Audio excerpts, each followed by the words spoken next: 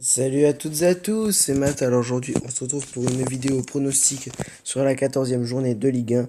Alors comme d'habitude, je vais pronostiquer les 10 matchs. Mais avant de commencer, n'hésitez pas à lâcher un pouce bleu et à vous abonner, ça fera toujours plaisir. Donc le premier match, c'est celui de vendredi soir entre PSG et Lille. Alors, à ce que j'ai compris, Paris va être privé de Mbappé pour ce match. Est-ce que cela va affecter Paris ou les déstabiliser? Je ne pense pas. Enfin, Paris a quand même des cadres dans son équipe qui, même sans Mbappé, ils ont les capacités de s'imposer face à Lille.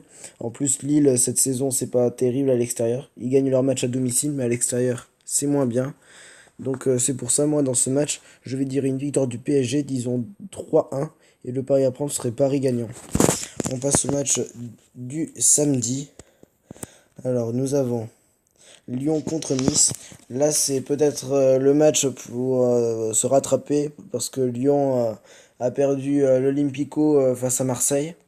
Donc, ils ont intérêt à réagir. Et à domicile contre Nice, je pense que ça devrait passer.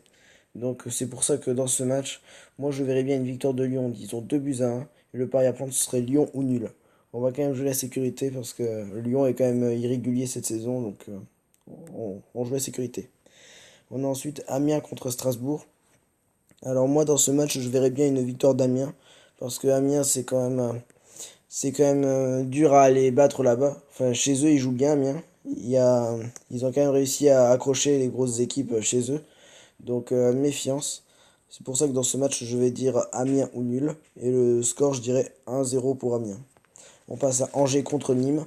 Alors est-ce qu'on va avoir le droit au même match que la saison dernière, c'est-à-dire une victoire de Nîmes 4-3? Là, je pense pas, les circonstances ne sont pas les mêmes.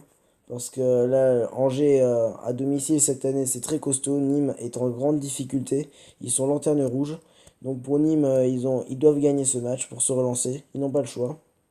Mais ça va être compliqué parce que Angers est très dur à bouger chez eux. Donc moi, je verrais bien une victoire de Angers 2 buts à 1. Et le pari à prendre serait le plus de 1,5 but. On passe ensuite à Brest contre Nantes. Alors ce match, pour moi, ça a tout du piège.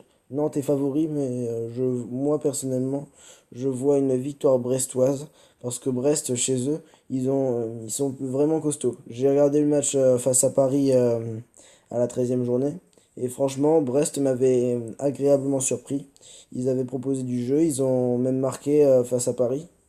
Donc franchement, il faut vraiment se méfier de cette équipe brestoise, surtout chez eux.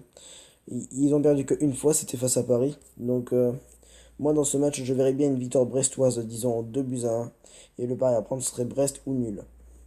On passe à Dijon contre Rennes. Là, c'est pas un match évident à pronostiquer parce que Dijon, Dijon était allé mieux, mais ils sont en train de redescendre. Mais à domicile, ils proposent du jeu. Rennes en face, comment dire, ils ont l'air d'aller mieux. Ils restent sur 2 victoires face à Toulouse et face à Amiens à domicile. Donc à l'extérieur, c'est quand même moins bien. Donc moi, personnellement, dans ce match, je verrais bien un match nul avec des buts. Je dirais bien un but partout. Et le pari à prendre, ce serait le plus de 1,5 but. On passe ensuite à Metz contre Reims.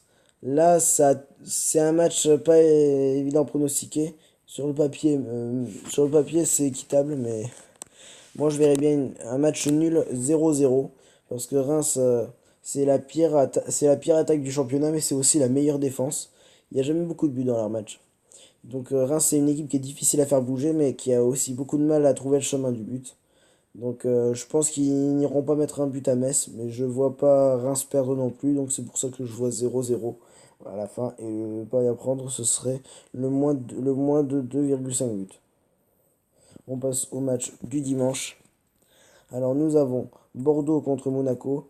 Alors moi dans ce match qui à mon avis va être assez spectaculaire parce que Bordeaux propose du jeu à domicile. Monaco avec Ben Yedder Slimani, ça propose aussi du jeu.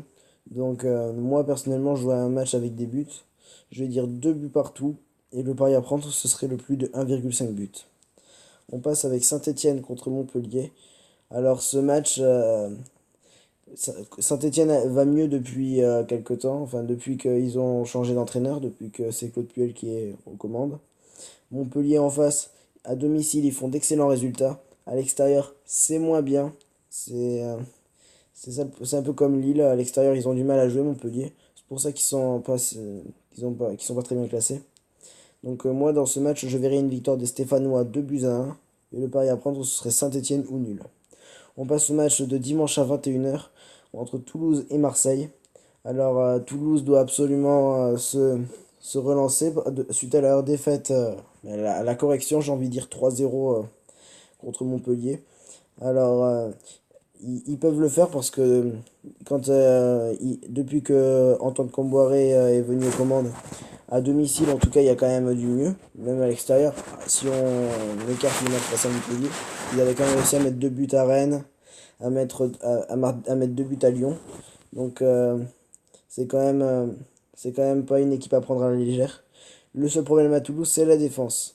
Et c'est un peu le même problème pour Marseille.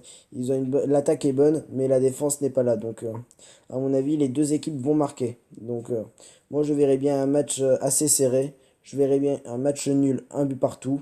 Et le pari à prendre, ce serait les deux équipes marquent. Je pense que ça devrait passer. Voilà, c'est tout pour ces pronos. J'espère que ça vous aura plu. Alors, n'hésitez pas à lâcher un pouce bleu et à vous abonner. Et moi, je vous dis à la prochaine. Ciao à tous!